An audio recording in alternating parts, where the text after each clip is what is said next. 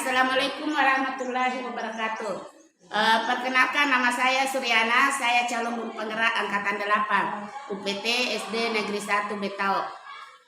Fasilitator saya Ibu Maske Gasper dan pengajar praktik saya Bapak Musamil. Assalamualaikum Pak Karya. Waalaikumsalam warahmatullahi taala wabarakatuh, Ibu Suryana. Bagaimana kabarnya Pak? Ya, alhamdulillah seperti halnya saat-saat sekarang ini dalam kondisi sehat-sehat. Mungkin juga bagaimana dengan keadaan Ibu Suryana? Ya, alhamdulillah Pak, baik juga. Bisa minta waktunya Pak sebentar untuk bincang-bincang? Insya Allah. Jadi di sini Pak, saya akan memberi pertanyaan. Yang pertama, selama ini bagaimana Bapak dapat mengidentifikasi kasus-kasus yang merupakan dilema etika atau logika moral, Pak? Saya kira kalau berdasarkan kasus-kasus dilema ITK yang yang Ibu Suryana katakan ini, istilahnya kami memiliki beberapa alasan yang sama-sama masuk akal, Bu. Kenapa? Karena saya akan berusaha mengidentifikasi dilema etika dan bujukan moral-moral tentang keputusan-keputusan yang kami ambil, Bu. Seperti itu, Bu. Oh iya. Terus pertanyaan kedua, Pak. Selama ini bagaimana Bapak menjalankan pengambilan keputusan di sekolah Bapak dengan yang sama yang mengandung nilai-nilai kebijakan, Pak? Kami di sini dalam menjalankan suatu pengambilan keputusan yang harus kami lakukan di sini adalah kita akan berusaha bersama dengan rekan-rekan guru untuk mengajak ke kantor untuk bermusyawarah bersama dengan semua guru yang ada di sekolah kami ini. Oh iya begitu Pak. Terus selanjutnya Pak, langkah-langkah atau prosedur seperti apa yang biasa Bapak lakukan selama ini, Pak?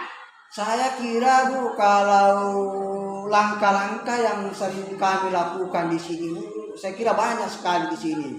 Yaitu biasa kami lakukan adalah mengajak rekan-rekan guru untuk berdiskusi melalui suatu rapat supaya hasil rapat kami nanti bersama dengan rekan-rekan bisa kami sampaikan. Seperti itu, Bu. Iya. Terus selanjutnya Pak, hal-hal apa saja yang selama ini Bapak anggap efektif dalam pengambilan keputusan pada kasus dilema etika, Pak? Saya kira banyak juga, Bu, kalau umpamanya hal yang kami anggap efektif. Semuanya efektif. Itu hanya dalam pengambilan keputusan ini harus ada suatu tindakan yang berupa perspektif betul sebelum terjadi suatu permasalahan. Seperti itu, Bu. Oh iya, Pak. Selanjutnya hal-hal apa saja yang selama ini merupakan tantangan dalam pengambilan keputusan pada kasus dilema etika, Pak? Tantangan ini kami dalam mengambil suatu keputusan, Bu, itu adalah kurangnya suatu ketegasan jika dihadapkan terhadap suatu persoalan yang sering melibatkan rasa kemanusiaan. Mungkin seperti itu, Bu. Iya. Pertanyaan selanjutnya Pak, apakah Bapak memiliki jadwal tertentu dalam sebuah penyelesaian kasus dilema etika? Apakah Bapak langsung menyelesaikannya sendiri di tempat atau memilih sebuah jadwal Pak untuk menyelesaikannya? Untuk menyelesaikannya seperti itu yang Ibu mungkin tanyakan, saya kira tergantung dari situasi dan kondisi. Karena kalau masalah kasus itu mungkin seharusnya kita laksanakan begitu cepat supaya penyelesaian tentang moral etika itu harus diselesaikan bersama dengan rekan-rekan guru untuk kita panggil semua masuk ke dalam kantor karena ada beberapa permasalahan yang harus kami selesaikan seperti itu, Bu. Selanjutnya Pak, apakah ada seseorang atau faktor-faktor apa saja yang selama ini mempermudah atau membantu Bapak dalam menjalankan pengambilan keputusan dalam kasus dilema etika, Pak? Saya kira kalau hal membantu, Bu, saya kira banyak, bukan cuman saya saja dalam menyelesaikan persoalan tersebut. Kenapa? Karena tidak serta-merta itu kita mengambil sebuah keputusan. Artinya berarti itu kami berpikir bahwa yang membantu kami adalah semua rekan-rekan guru, bahkan juga kita libatkan semua stakeholder yang ada di sekolah, apakah itu komite, apakah itu rekan-rekan guru, mungkin seperti itu yang kami lakukan, Pak, di sini. Iya.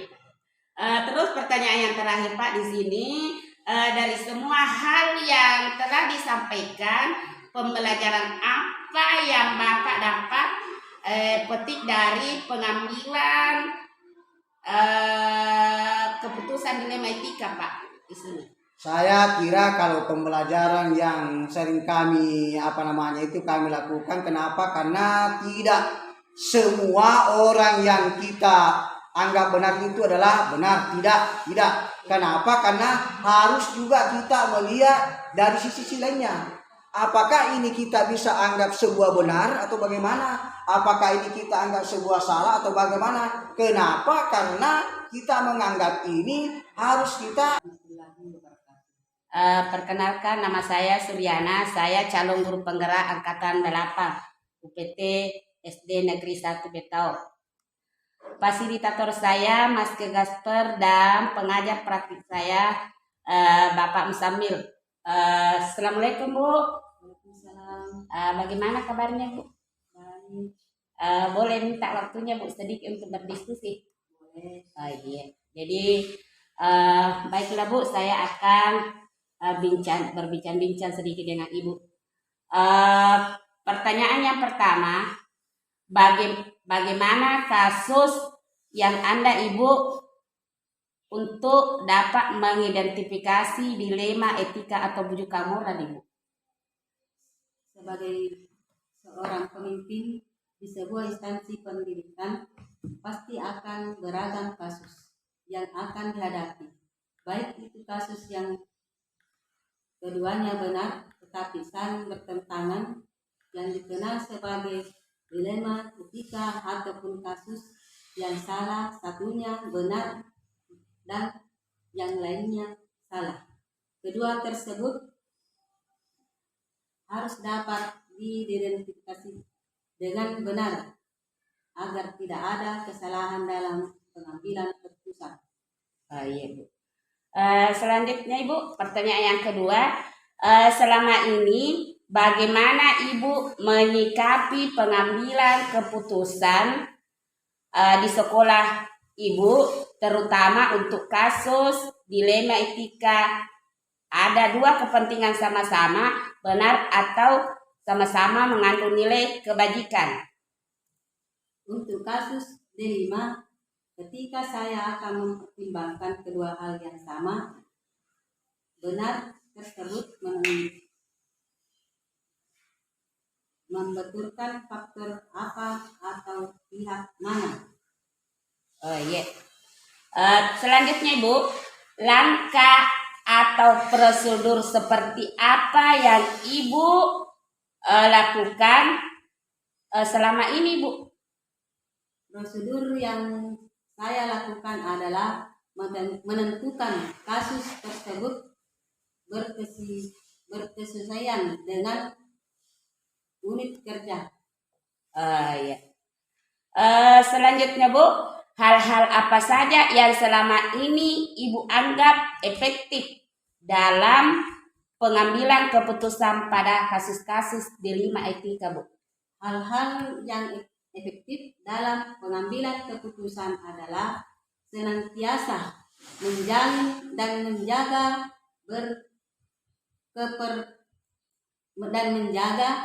kepercayaan pihakan melalui kebersamaan dan komunikasi dengan unsur pimpinan, terutama yang dapat memperkaya referensi kita dalam memutuskan kasus D5 etika. Oh iya Bu. Selanjutnya, hal apa saja yang selama ini merupakan tantangan Ibu dalam pengambilan keputusan pada kasus dilema etika Ibu?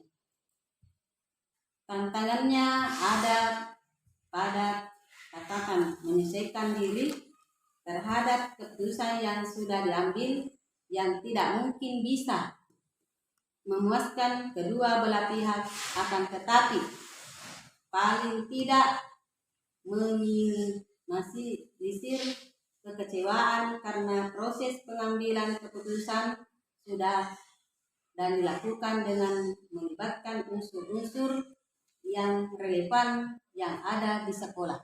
Iya Bu. Lanjut, apakah Ibu memiliki sebuah tata kelola atau jadwal tertentu dalam sebuah kasus dilema etika? Jadi, apakah Ibu langsung menyelesaikannya di tempat atau ada jadwal untuk menyelesaikan bentuk atau prosedur apa yang Ibu lakukan, jalankan Ibu? Untuk jadwal tertentu tidak ada, akan tetapi substansi dan urgensi sangat diperhatikan di dalam menyelesaikan permasalahan. Iya Bu. Adakah seseorang atau faktor apa saja yang selama ini yang mempermudah Ibu untuk membantu dalam mengambil keputusan dalam kasus dilema etika? Komunikasi yang baik dengan semua warga sekolah, pengelolaan emosi yang baik, dan pemahaman tentang teori pengambilan keputusan sebagai seorang pemimpin terjadi faktor yang mempermudah dan membantu dalam pengambilan keputusan. Iya Bu.